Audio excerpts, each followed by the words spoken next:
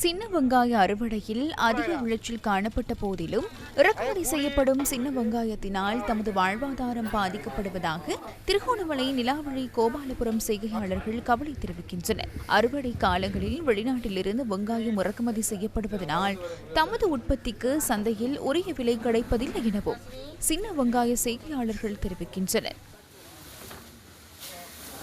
அறுவடை காலங்களில் இறக்குமதி செய்யப்படுறது வெங்காயங்கள் எங்களோட ஜஃப்னா, புத்தளம், திருவண்ணாமலை போன்ற இடங்கள்லேருந்து வர உள்ளூர் உற்பத்தியை விட வெளிநாட்டு வெங்காயங்கள் வரதுனால போதிய அளவு எங்களுக்கு தோல்வியை காணுகின்றோம்.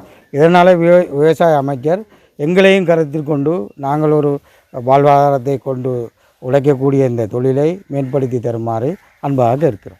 வெங்காயம் நாங்கள் வித வெங்காயம் யாழ்ப்பாணத்தில் இருந்து தான் எடுக்க வேண்டி இருக்குது விதகாய். அப்போ எடுக்கக்குள்ள எங்களுக்கு 400 ரூபா 450 ரூபாயிலிருந்து நாங்கள் விதகாயை எடுக்க வேண்டி இருக்குது.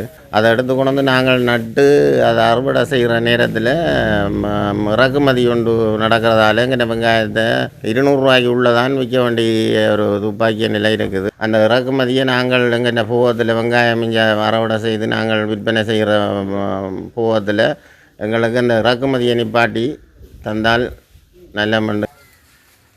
எனவே அரசாங்கம் இது தொடர்பில் கவனம் செலுத்தி தமக்கான தீர்வினை பெற்றுத்தர வேண்டும் என செய்தியாளர்கள் கோரிக்கை விடுக்கின்றனர்.